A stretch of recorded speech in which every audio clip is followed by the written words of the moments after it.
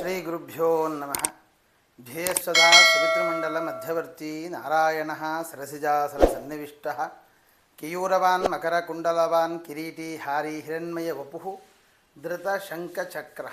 ನನ್ನ ಎಲ್ಲ ಆತ್ಮೀಯ ತತ್ಸಮ್ಮತಂ ಬಂಧುಗಳಿಗೆ ನಮಸ್ಕಾರಗಳನ್ನು ತಿಳಿಸ್ತಾ, ಅನೇಕರು ನನಗೆ ದೂರವಾಣಿ ಮುಖಾಂತರ ಮೆಸೇಜಿನ ಮುಖಾಂತರ ಈ ಸಂಕ್ರಾಂತಿಯ ಫಲಗಳ ಬಗ್ಗೆ ತಿಳಿಸಿಕೊಡಬೇಕು ಅಂತ ಅನೇಕರು ಕೇಳಿಕೊಂಡಾಗ ಈ ಒಂದು ವಿಡಿಯೋವನ್ನು ಮಾಡುವುದಕ್ಕೊಂದು ಪ್ರೇರಣೆ ಸಿಕ್ಕಿತು.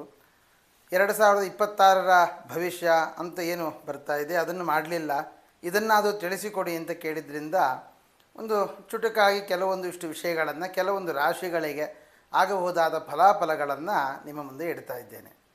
ಸಂಕ್ರಾಂತಿ ಪ್ರತಿ ತಿಂಗಳು ಆಗುವಂತಹದ್ದೇ, ಆದರೆ ಮಕರ ಸಂಕ್ರಮಣ ಅಂತಕ್ಕಂಥದ್ದು ಬಹಳ ವಿಶಿಷ್ಟವಾದ ಸ್ಥಾನವನ್ನು ಪಡೆದುಕೊಂಡಿದೆ.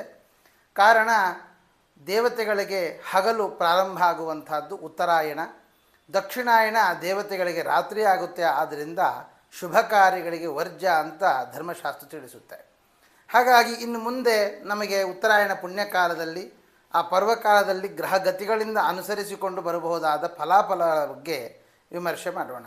ಇನ್ನು ಮೀನರಾಶಿಯನ್ನು ಗಮನಿಸುವಾಗ ಲಗ್ನದಲ್ಲಿ ಶನಿಯ ಒಂದು ಯೋಗ, ಗುರುಬಲವು ಚೆನ್ನಾಗಿದೆ. ಆದರೆ ಈ ಸಂಕ್ರಮಣದಿಂದಾಗಿ ಆಗುವ ಫಲವೇನು ಅಂತಂದರೆ, ಲಾಭದಲ್ಲಿ ರವಿ ಷಷ್ಠಾಧಿಪತಿ ಬಂದದ್ದರಿಂದ ಆ ಅನಾರೋಗ್ಯಗಳೆಲ್ಲ ಪರಿಹಾರ ಆಗುವಂತಹ ಕಾಲ. ಆದರೆ ಪೂರ್ತಿ ಗಾಯ ಮಾಯುತ್ತೆ ಅಂತ ಹೇಳಲಿಕ್ಕೆ ಬರೋಲ್ಲ, ಎಲ್ಲೋ ಒಂದು ಕಡೆಯಲ್ಲಿ ಹಾಗೆ ಇರುತ್ತೆ. ಇದ್ದದ್ದನ್ನು ನೀವು ಗಮನಿಸಿ ಅದಕ್ಕೆ ಸರಿಯಾದ ಟ್ರೀಟ್ಮೆಂಟ್ ನಡೆಸಬೇಕು. ಇಲ್ಲ ಅಂತ ಅದು ತುಂಬ ದೊಡ್ಡ ಮಟ್ಟದ ಸಮಸ್ಯೆಗೆ ಕಾರಣವಾಗಬೇಕಾಗುತ್ತೆ, ಅಥವಾ ಸರ್ಜರಿ ಇತ್ಯಾದಿಗಳಿಗೂ ಕೂಡ ನೀವು ದಾರಿ ಮಾಡಿಕೊಡ್ತೀರಿ.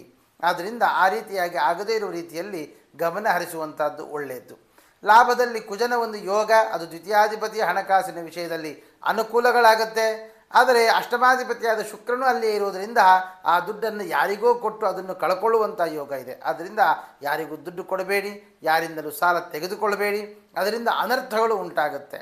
ಕೆಲಸದಲ್ಲಿ ಅನುಕೂಲ ಆಗುತ್ತೆ ಈ ಸಂಕ್ರಮಣದ ಫಲಾಫಲಗಳು. ಹಾಗಾಗಿ ಚತುರ್ಥದ ಗುರು ನಿಮ್ಮ ಗ್ರಾಮ ದೇವರು, ಇಷ್ಟ ದೇವರನ್ನು ವಿಶೇಷವಾಗಿ ನೀವು ಪ್ರಾರ್ಥನೆಯನ್ನು ಮಾಡಿ ಖಂಡಿತ ಒಳ್ಳೆಯದಾಗುತ್ತೆ. ಅದರಿಂದ ಎಲ್ಲ ನನ್ನ ಬಂಧುಗಳಿಗೆ ನೀವು ಕೇಳಿದ ರೀತಿಯಲ್ಲಿ ಕೆಲವು ಗೋಚಾರದ ಕೆಲ ಫಲಗಳನ್ನು ತಿಳಿಸಿಕೊಟ್ಟಿದ್ದೇನೆ.